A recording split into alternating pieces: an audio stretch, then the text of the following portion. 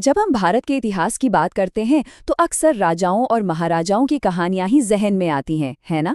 पर इसमें कुछ ऐसे योद्धाओं की भी गाथा है जो दिन में थे तपस्वी और जरूरत पड़ने पर धर्म की रक्षा के लिए बन जाते थे सैनिक।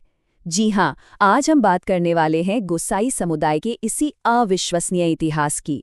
तो सबसे पहला सवाल यही उठता है कि ये आखिर मुमकिन कैसे है?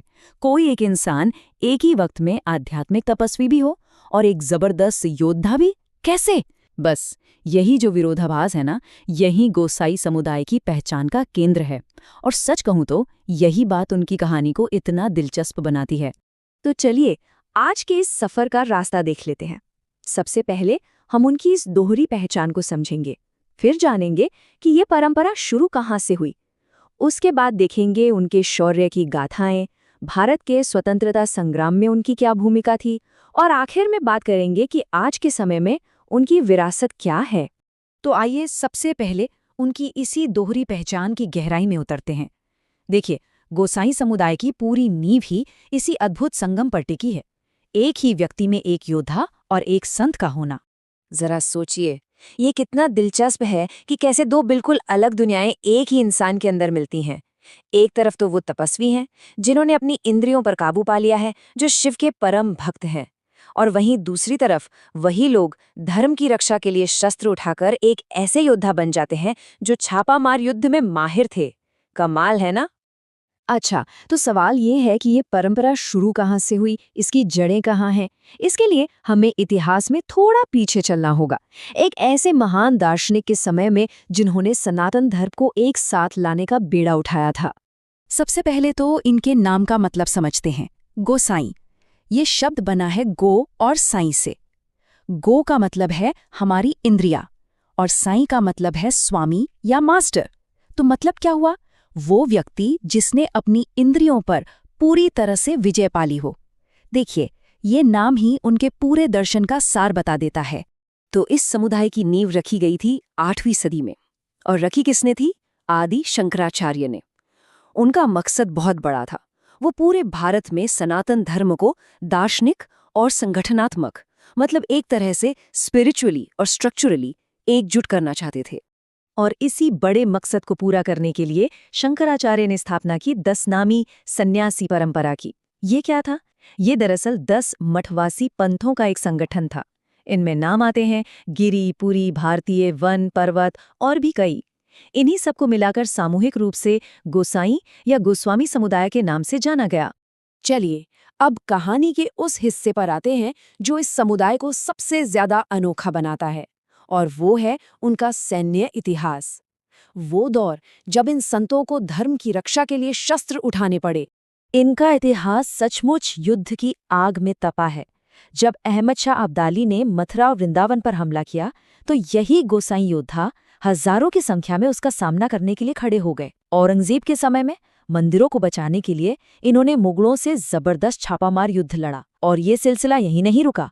बाद में इन्होंने ब्रिटिश ईस्ट इंडिया कंपनी के खिलाफ सन्यासी विद्रोह का नेतृत्व भी किया। अगर इनकी सैन्य शक्ति का अंदाजा लगाना है ना, तो हिम्मत बहादुर अनूपगिरी गोसाई जैसे योद्धाओं के बारे में जानना होगा।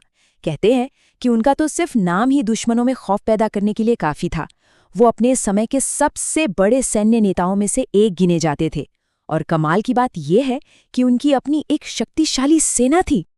अब हम गोसाई समुदाय की शायद सबसे बड़ी और सबसे प्रभावशाली विरासत की तरफ बढ़ते हैं।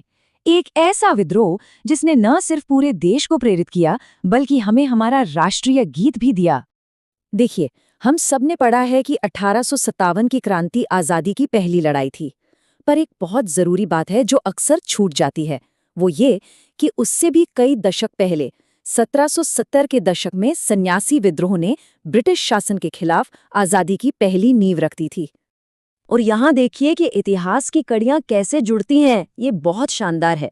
पहला कदम, 1770 के दशक में गोसाई सन्यासियों ने अंग्रेजों के खिलाफ विद्रोह किया।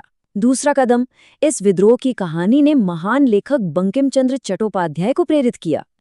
तीसरा कदम, उन्होंने इसी विद्रोह के घटनाओं पर अपना मशहूर उपन्यास लिखा, आनंद मठ। और चौथा, सबसे अहम कदम, इसी उपन्यास से हमें मिला भारत का राष्ट्रगीत वंदे मातरम।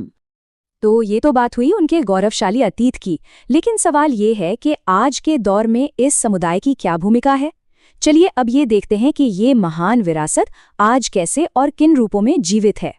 वक्त तो बेशक बदल गया, लेकिन इस समुदाय का योगदान कम नहीं हुआ। आज गोस्वामी समुदाय अपनी योद्धा वाली पहचान से आगे बढ़कर शिक्षा, व्यापार और राजनीति जैसे क्षेत्रों में देश की तरक्की में एक अहम भूमिका निभा रहा है। और ऐसा नहीं है कि उन्होंने अपनी आध्यात्मिक जड़ों को छोड़ दिया हो, बिल्कुल नहीं। आज भी वो भारत के बड़े बड़े मठों और मंदिरों का मार्गदर्शन कर रहे हैं। और एक और बहुत दिलचस्प बात है, गृहस्थ सन्यासी की परंपरा आज भी जिंदा है। अब इसका मतलब क्या है? इसका मतलब है कि परिवार के साथ रहते हुए, एक आम जीवन जीते हुए भी अपने धार्मिक और आध्यात्मिक कर्तव्यों को पूरा करना। ये दिखाता है कि इस समुदाय ने वक्त के साथ खुद को कितनी खूबसूरती से ढाला है। तो आखिर में ये सारी कहानी हमें एक बहुत गहरे सवाल के साथ छोड़ जाती है। एक ऐसा समाज जिसने एक हाथ में तपस्या को साधा और दूसरे में तलवार को, जिसने धर्म और देश दोनों की रक्षा की, उस समाज को हमारा इतिहास कैसे याद रखता है? ये एक ऐसी विरासत है जो हमें सिखाती है कि आध्यात्मिकता और वीरता एक दूसरे के दुश्मन नहीं, बल्कि पूरक हो सकते हैं।